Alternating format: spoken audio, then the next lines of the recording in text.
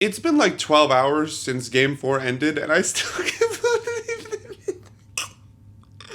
29-point comeback in the finals game. What are you talking about? I'm still rewatching the highlights, and I'm just like, what the like, how did they do it? Literally the largest finals comeback ever. It's like, how do I even talk about this game? Like, do I mention the first half? Do I mention the first quarter? Does any of it matter now? Like, I'm so beyond shocked and speechless. Like, remember when they came back down 22 against Cleveland? And that felt like the peak of all comebacks? And then they're down 29, and at some point in the second half, and of course I think, like, well, we came back down 22, we could do 29, but I didn't actually believe it.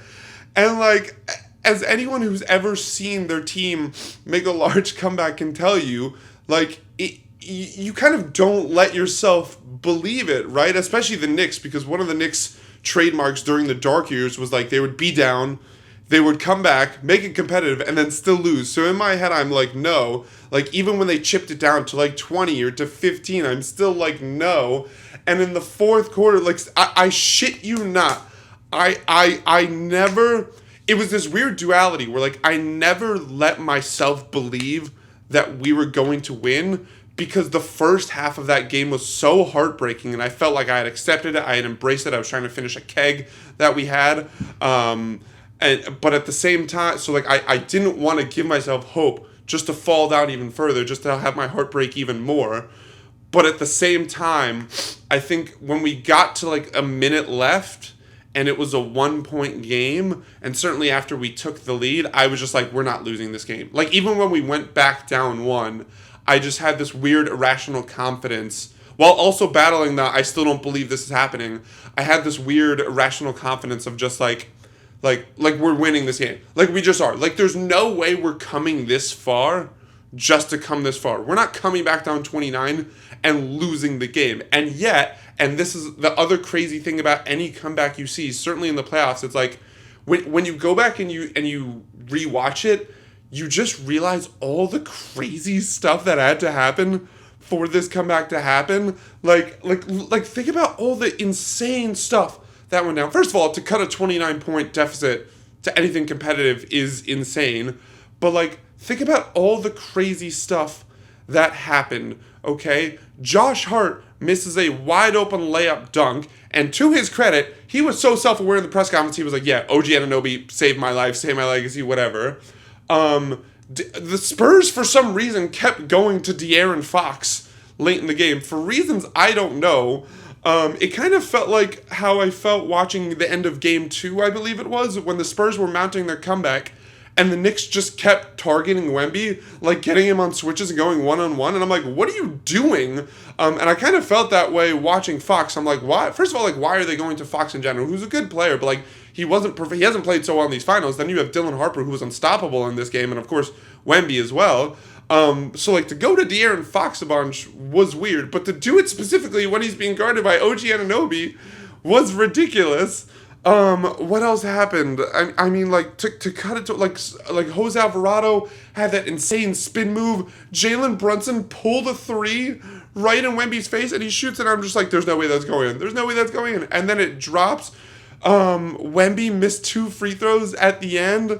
And even then, but then Josh Hart, after the missed layup, doesn't box out Stephon Castle, who hits the 2 free throws, and I too have to give him credit. He set a lot of very clutch free throws in the 2 games in New York.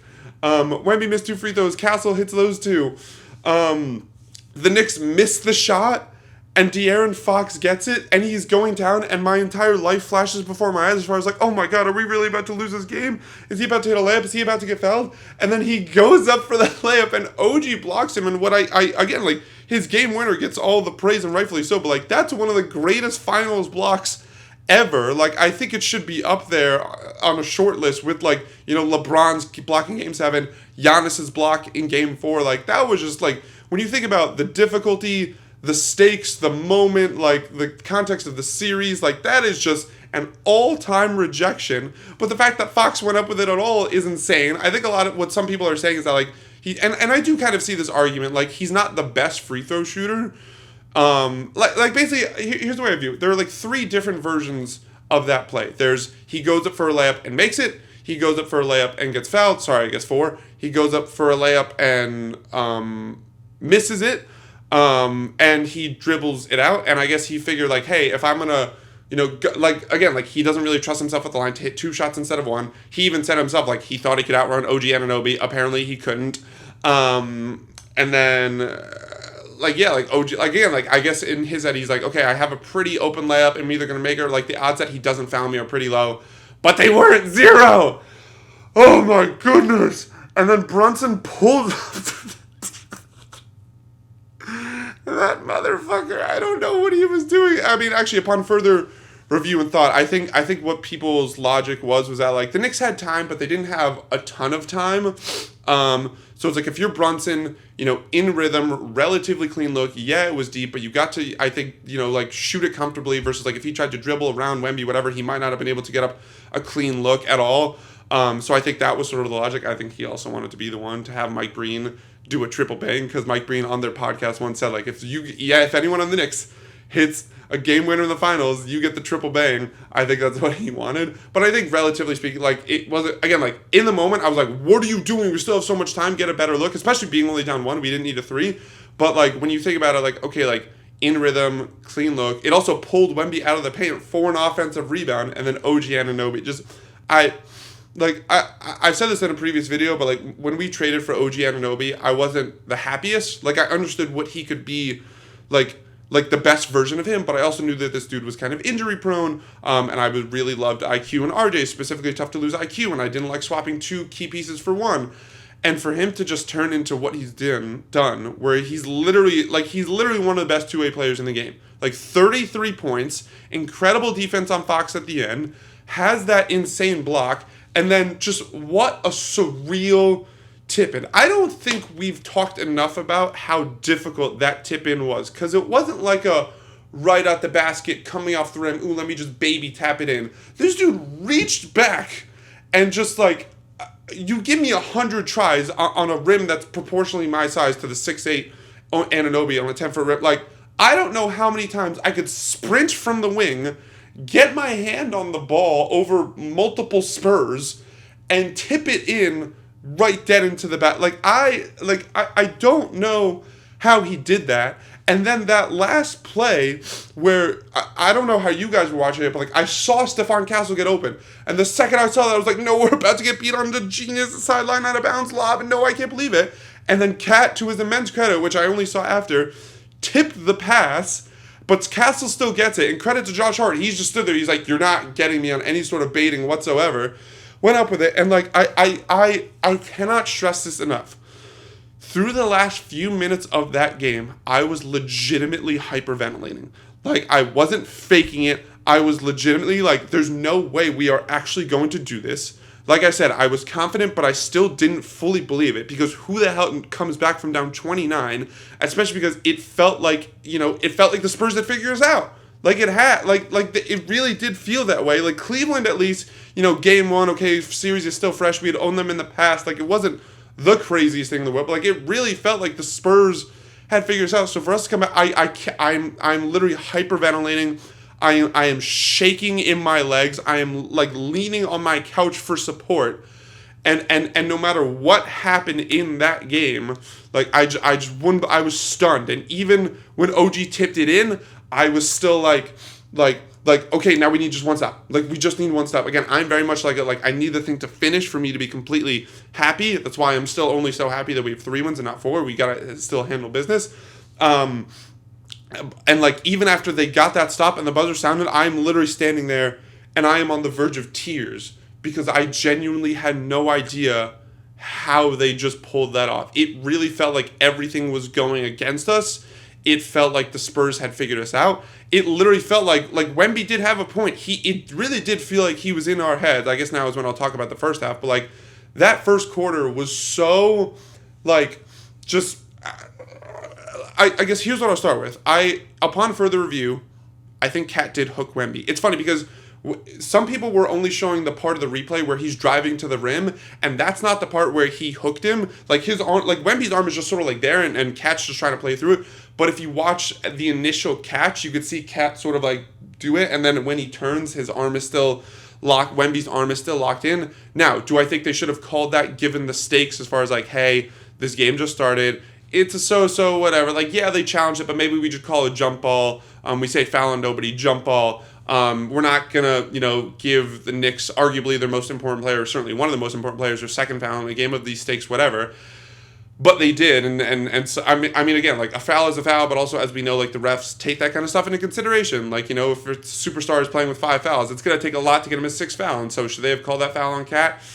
Again, I'm a Knicks fan, so I'm biased, and I'm going to say no. If you want to say yes, I can't really argue with that. It was a foul, and it really hurt to admit that. But then, like, the rest, like, and this is where it got really tough, because on the one hand, the refs were god-awful in that first quarter for things. I'm sorry, they were. That debatable call aside, goaltend on Luke Cornett, that just wasn't called. Offensive interference on Wemby, that just wasn't called. Out of bounds on Wemby, that wasn't called. I think this was in the second quarter, but like that flagrant on Mitch, which 100% was a flagrant. I'm not trying to argue that, but obviously you have to understand the frustration of an Knicks fan of them calling flagrant on Wemby and not calling that one on Wemby from Game 3, even after looking at it afterwards. Like the fact that they didn't review it, or they reviewed it after the game and still didn't call it a flagrant, like, you have to understand the frustration as a Knicks fan. So it's this tough thing, and it was actually something that, like, people were pointing out to me in the comments of my thoughts on Game 3, where it's like, yes, the Knicks played really poorly, and they didn't shoot well, and their defense was horrible, so you can't fully blame the refs, but at the same time, like, when the Knicks are trying to come back in and they're trying to do it, and the refs keep calling these things that stop the momentum, or that, take away points from the Knicks or put points for San Antonio, like whatever, like it changes things, and it changes the dynamic, and it changes the equation, and it changes the momentum, and that matters. Now that comes into play. And so I think it's the same thing with Game 4, where it's like the Knicks defense was so bad. It was so bad. I mean, credit San Antonio, they also just hit a lot of tough shots, but their defense was so bad, and their offense was so bad as well. Like it really did feel like the regular season Knicks. Like, I just remember watching it, I'm like, their defense is just nowhere to be found. They're complaining to the refs. Their offense is stagnant. Everyone's trying to go ISO. Like, this felt like the team during the regular season where when people called them pretenders, I was kind of like, I can see how you might feel that way. That's really what it was in the first half. So it's that dual thing of like, again, it just sort of matters of like which one you're going to talk about first. Like, yeah, the refs were really bad, but the Knicks, they only did, you can only complain so much about the refs when you're defending the three-point line horribly and not really hitting shots. And also, it has to be pointed out, the Knicks actually had a lot more free throws in that first half, and I imagine the overall game, than the Spurs, for whatever that's worth. So yeah, it's like the refs, like, yeah, they were bad, but you're also doing horribly. But like, yeah, you're doing horribly, but it's hard to get any momentum when it feels like the refs keep screwing you over. So it's just sort of like, it's what's your agenda? What's your agenda? Do you, are you a Knicks fan? Are you a Spurs? Like, whatever. But it did also kind of feel like the Knicks were way more interested. Like, I don't know if anyone's seen The Longest Yard, like the most recent one with Adam Sandler. But there's a part in that movie where like the game starts, right? It's the cons versus the security, and like the game starts and the kickoff happens, and the police, not the police, it's like the security guards, they receive the kickoff and they're running down, and all the cons are literally just trying to beat the shit out of the cons, like literally like inflict actual damage instead of actually playing football and stopping the ball. And that's kind of what it felt like the Knicks were doing in this game, where it's like they didn't really seem so interested in like executing on either end. It was more just like, how could we be super physical with Wemby and rough him up and whatever. And that was really frustrating to watch. Versus like in the second half, it really did feel like they executed a lot better. As far as the Spurs, I don't really know why they kept going to De'Aaron Fox. That was really weird. Wemby needs to be called out. Like, he just does. Like, you were talking mad shit in the first half, man. And I get it. It was completely warranted. I'm in your head. First of all, like, goddamn Mitch Robinson. Wemby's literally like, I'm in your head. And what does Mitch do? Elbows him in the throat, clearly proving his point that he was, in fact, in Mitch's head. Played great in the first half, but in the second half, man, you ran out of gas. Like, those 2 missed free throws with under 2 minutes left? Come on now, if you're going to talk a big game, you got to be willing to take the criticism as well. Some people are saying he was probably gassed in the second half, because I think, like, I saw a tweet that said, like, he played a lot more at the end of the third than he usually does, which was a weird choice by Mitch Johnson. Like, I understand you kind of want to, like, put your foot on their throats and, like, really end it for good, but, like, you're up 15, maybe get the guy the rest he needs. I don't know, hindsight's 20/20 on that kind of stuff, because if they're able to, like, extend the lead to, like, 30, I mean, it was 30, it was at 29. Then maybe you could rest him for all the four. I don't know. But yeah, it's you could kind of tell the Spurs didn't really know how to execute down the stretch. They got very stagnant. And it's actually really funny. One of the things I felt during this game is like in the first half, the Knicks felt like that regular season team, and the Spurs just felt like this massive juggernaut. Like I'm watching them, and I'm just like, how do we stop them? Like, how do we stop them? Like this team, their defense is swarming. It's elite. It's everywhere. You can't get a clean look off anywhere, and their offense is just humming at insane levels. And if they're going to hit all their shots, and the Knicks felt like the pretenders that they were during the regular season, where it's more selfish, it's more iso ball, and they're not connected at either end.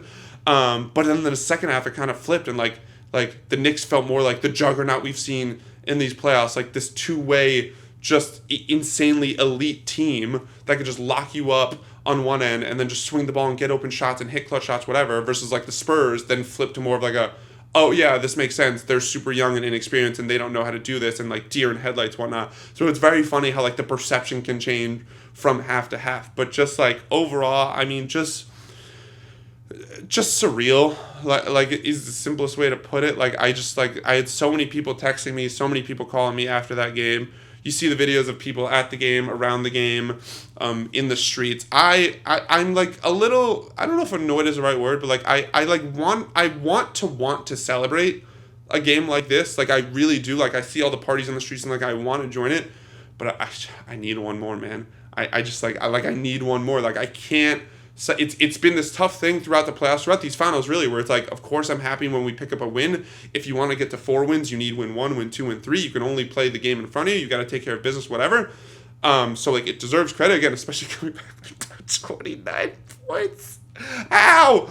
But at the same time, like I'm also well aware that like we're not here for 1 win, we're not here for 2 wins, we're not here for 3 wins, we're not here just to be here, we're not just happy to be here. Like we're trying to win.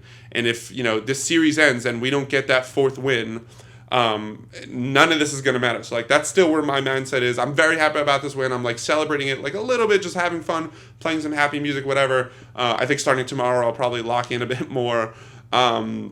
Just because, like, again, like, you need that 4th win. Like, we need that 4th win. And, look, obviously we have a commanding 3-1 lead. But I don't think the series is over by any long shot. I've always said, whether it's finals or first round or whatever, I think when the home team is the one that goes down 3-1, I think they have a better chance because they still have 2 games at home, right? Like, you kind of assume they're probably going to win Game 5. And then, like, all the pressure's on the Knicks to win Game 6 at the Garden because you don't want to go to San Antonio for a Game 7.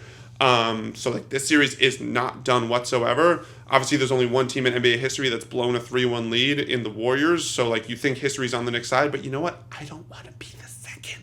Like that's always the thing. It's like, I remember like when they gone up like 3-0 against Philly and Cleveland, it's like no team has ever come back from down 0-3 and it's like, cool, I don't want to be the first. Let's close it out. Like let's just do it. Like let's do it. Let's make 100% sure. So it's the same thing. I'm very curious to see what the vibes are in Game 5. Obviously, the Knicks are 1 win away from a championship, but you're kind of curious to see like what the mental resolve is from the Spurs, like to blow that 29-point lead. We know it kind of like broke Cleveland when they blew their 22-point lead in the Game 1 of the Eastern Conference Finals. So, like you're kind of curious to see how the Spurs are going to respond, or they're going to try and respond. But yeah, it's almost like experience does matter, and knowing how to, even for the coach, right? Like. Again, Dylan Harper is just destroying us. We have no answer for him. Yeah, you're going to stick him in the corner at the end of the game. I don't really care. My team won. But just like that was genuinely... It's always so surreal when you watch a game that, like, is like, going to go down as one of the greatest ever. Like, it's literally the greatest comeback in finals history. And, like, you just know... like that's one of the ones we're going to look back on in 10 years is like, wow. And like the shot and the block is just going to go down in history. And like, it's so surreal and such a privilege really to be able to watch that and experience that and to experience it as a fan of that team.